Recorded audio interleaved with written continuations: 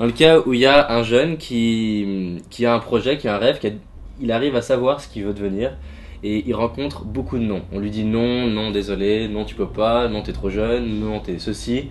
Et il se met à douter parce que on lui dit non. Qu'est-ce que vous lui conseillerez pour transformer ça?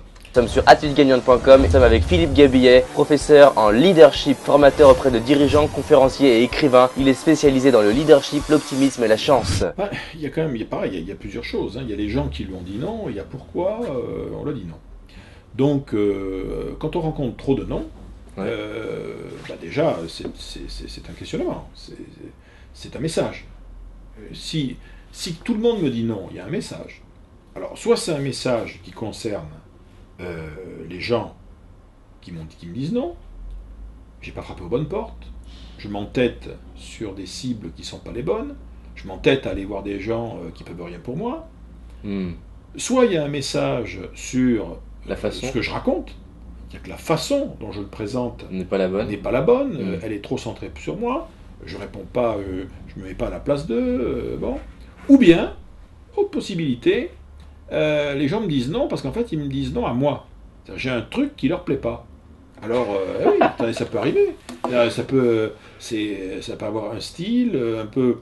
Et c'est d'ailleurs intéressant de se poser la question. Moi, on faisait ça à l'époque quand on était face à des vendeurs. J'ai fait beaucoup de formations de commerciaux.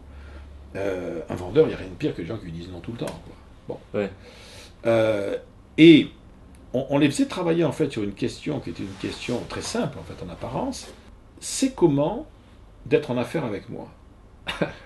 C'est-à-dire que la personne qui m'a en face d'elle, qu'est-ce qu'elle voit, qu'est-ce qu'elle vit, qu'est-ce qu'elle voit pas, qu'est-ce qu'elle perçoit, qu'est-ce qu'elle entend. D'ailleurs, c'est dans le fond, est-ce que je suis quelqu'un avec qui j'aimerais bosser, quoi. Et est-ce que je suis quelqu'un à qui je ferais confiance. Il faut à un moment donné toujours se poser la question. Quand on est confronté au non, soit c'est la personne en face, c'est pas la bonne, le message n'est pas le bon, ou moi qui suis l'émetteur. Et puis, parce que quand le non est une fois de temps en temps, c'est pas grave, parce que chacun a son contexte, et quelqu'un qui vous dit non, c'est parce qu'à ce moment-là, il a un problème. Quand tout le monde vous dit non, et il ne s'agit pas c'est pas un problème de responsabilité ou de faute, il s'agit juste de raisonner en termes de stratégie. Il va donc falloir trouver une nouvelle alchimie. Une nouvelle alchimie, et donc ça veut dire qu'il faut tester des choses. La caractéristique de quelqu'un qui on dit non tout le temps, c'est que par définition, il n'a plus rien à perdre. Donc il faut qu'il tente des trucs. Moi je dis toujours, l'absence de choix, c'est la première opportunité. C'est qu'on peut que avoir mieux. Voilà. C'est dès l'instant où on n'a plus le choix, où on est complètement au fond du trou, toute idée mérite d'être testée, quoi.